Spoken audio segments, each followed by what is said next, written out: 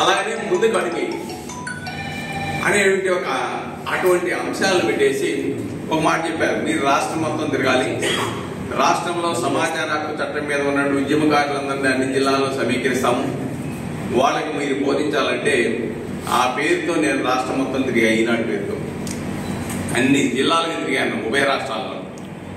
కాబట్టి అప్పుడు ఆయన యొక్క ఆప్యాయత, ఆయన యొక్క భావజాలం, ఆయన అనుకుంటే ఏ రాజకీయ దాన్ని నమ్మిన విషయంలో ఎన్ని ఒడిదుడుకులు వచ్చినా ఎన్ని ఇబ్బందులు వచ్చినా వెనుకంజ వేయనటువంటి ధీరుడు రామోజీరావు గారు. అందుకే చివరి దశలో కూడా దుష్ట రాజకీయాలతో ఆయన్ని మానసిక వ్యధకు గురి చేసిన సంఘటన కూడా మనం చూసాము.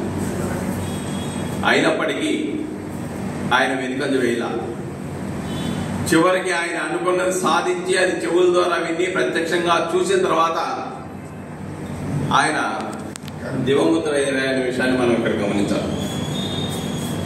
కాబట్టి ఆయన ఏది పట్టుకుంటే అది సమాజ శ్రేయస్సు ఆయన లక్ష్యం.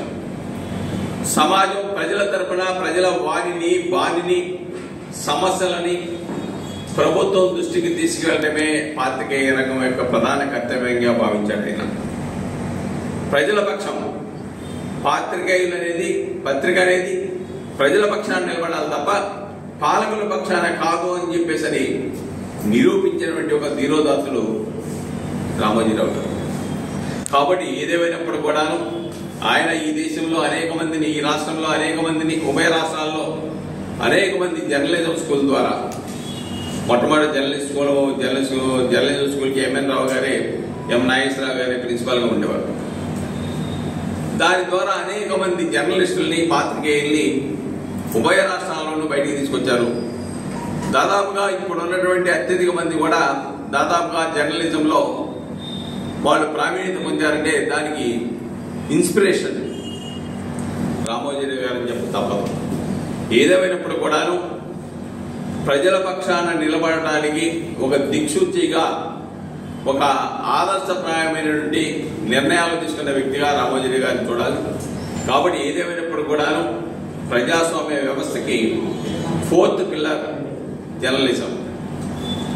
అటువంటి ఆ ప్రజాస్వామ్యాన్ని కాపాడడానికి 4th పిల్లర్గా ఈనాడు కానీ, ఈనాడుకి సంబంధించిన సంస్థలు కానీ, లేకుంటే ఆయన ఆలోచన ధోరణి కానీ ఆయన చివరి వరకు ప్రయోగించాడనే విషయాన్ని ఎక్కడ రాజీ. ఏదేమైనప్పుడు కూడాను ఆయన లేనటువంటి లోటు ఉభయ రాష్ట్రాలే కాదు, దేశానికి కూడా నష్టం. ఎందుకంటే ఆయన సలహాలు, సూచనలు ఎప్పుడు కూడా ప్రజల పక్షాన, పేదల పక్షాన, రైతుల పక్షాన, మహిళల పక్షాన, బడుగు బలహీన వారి పక్షాన ఉన్నాయనే విషయాన్ని ఇక్కడ మనం గమనించాలి.